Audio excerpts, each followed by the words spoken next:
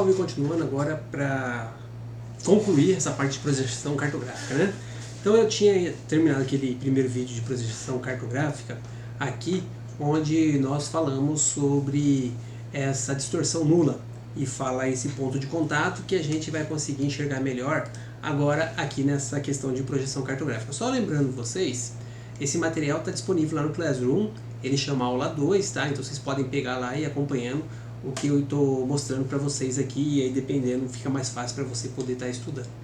Então vejamos o seguinte, quando eu tenho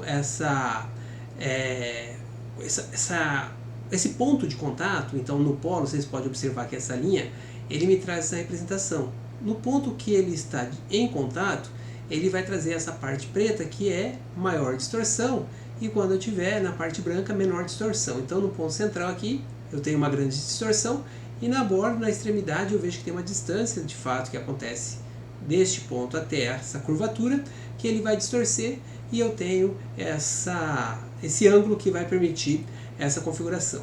Quando ele é mais tangenciado, vejam que ele muda a minha representação. Quando ele toca, ele vai perder vai ter uma alta distorção, e ele vai pegar os pontos onde ele vai ter a melhor representação, e assim colocado que a gente consegue visualizar. Da mesma forma, nós temos aí a representação de um cilindro ou de um cone, que eles vão tangenciar essa superfície, tá? Então veja lá como que ele representa para nós. Então eu tenho diferentes formas de representar esse cilindro, que ele vai trazer essa composição, tangente, que ele está tangenciando a minha esfera, e a secante, onde eu tenho essa entrada e ele vai ter a sua resposta. Com o objetivo, onde eu quiser representar, ela se transforma a minha melhor forma ou a minha melhor projeção que eu adoto para poder trabalhar com ele. Essas projeções também, elas são classificadas, e elas têm ali uma classificação entre propriedades, a superfície de projeção e o método de traçado. Então, em propriedades, nós temos quem? A conformidade, a equivalência, equidistância e a filática, que vão representar para nós.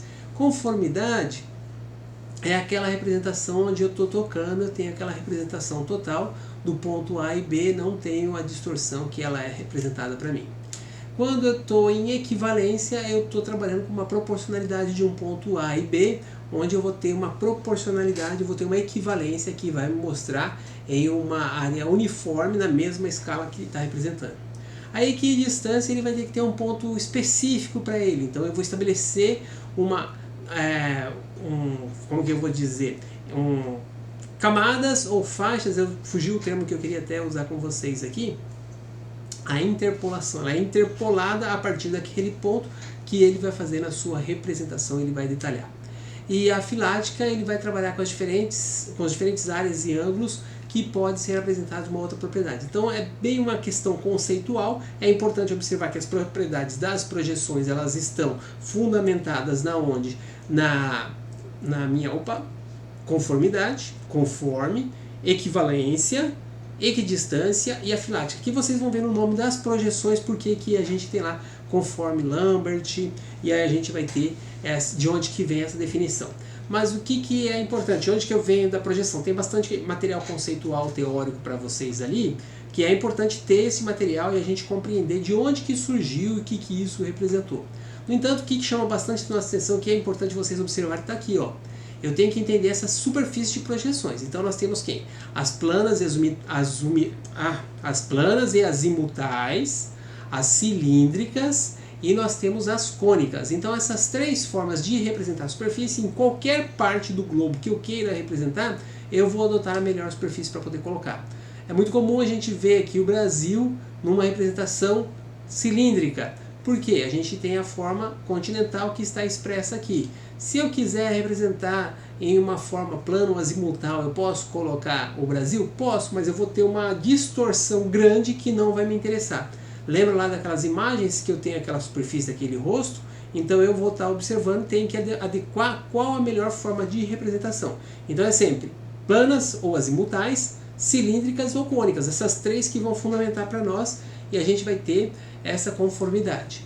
E o que acontece? Elas têm as tangentes secantes, nós já vimos anteriormente, uma que toca a superfície, a outra que você tem uma entrada sobre elas, ou seja, As tangentes, ela está tangenciando aquela esfera, ela está tangenciando, seja no cilindro, no azimuth, ou seja no cone, que vai poder fazer essa abordagem.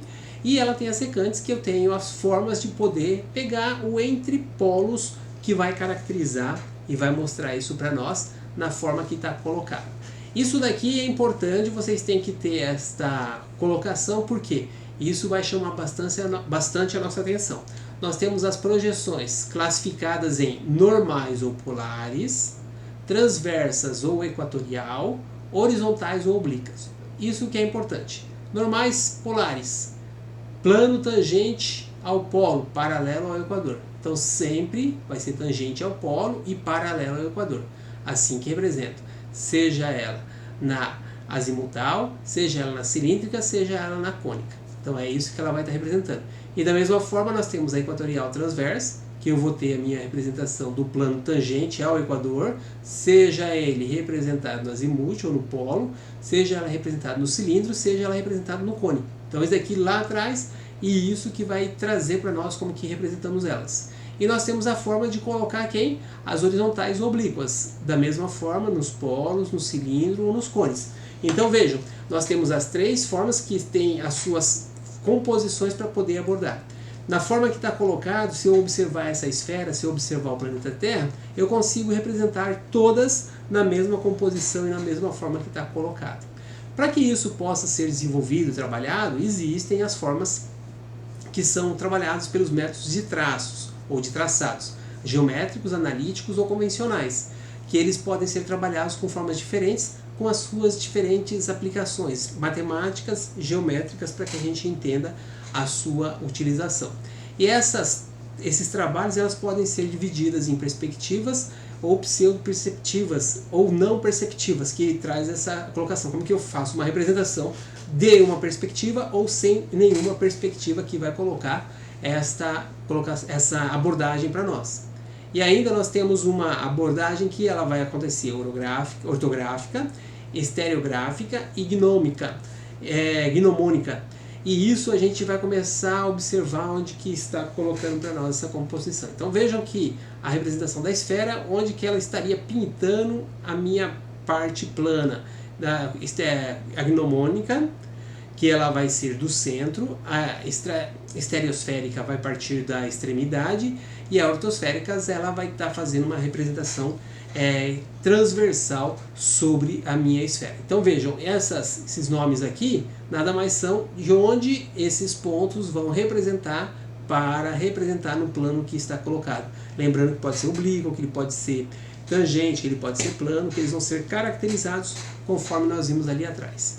Tudo isso daí dá base para quem? As principais projeções, planas ou azimutais, que são ortográficas, estereográficas, azimutais equivalentes de Lamberts, azimutal equidistantes e gnomônicas. Esses são os nomes que nós conhecemos. Eu estou passando bastante rápido, até mesmo por conta da aula, mas vai ter um material que vai permitir. Então vai ser muito comum você ver assim, eu estou trabalhando com o sistema azimutal equivalente Lambert.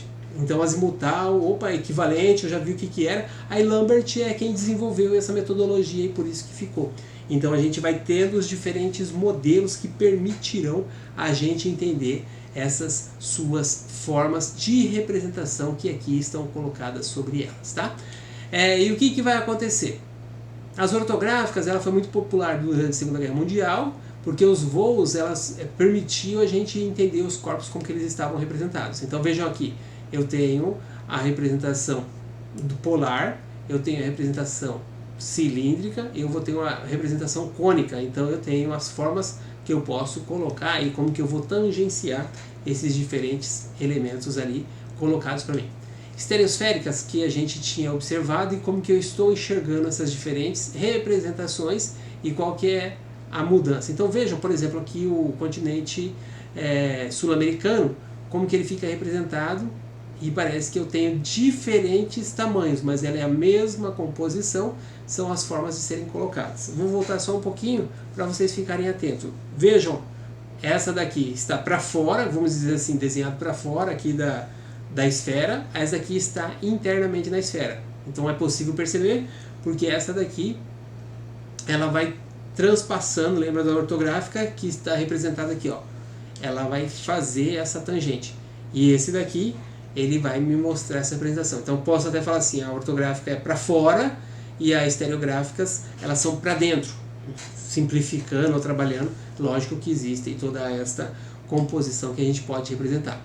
Então existe toda uma discussão em cima disso, tem todo um detalhamento que o Lambert vai representar e vai explicar a sua composição, e aí nós temos as equidistâncias e como que elas são colocadas. Então eu vou enxergar diferentes mapas que vão ser colocados para nós em diferentes situações, para que a gente possa entender, para que a gente possa avaliar essas diferentes situações. Eu vou encerrar esse vídeo aqui, até mesmo porque já até avancei um pouquinho do tempo, mas eu quero que assim, vocês tenham uma introdução, mas vai ser interessante vocês fazerem uma leitura com calma, um detalhamento, e a ideia é avançar mais sobre esse ponto de vista aqui, tá legal? Então eu agradeço aí a vocês participarem dessa aula. Deixa eu achar aqui, eu tenho que finalizar esse ponto, e eu espero vocês na próxima aula, tá bom? Aguardo vocês!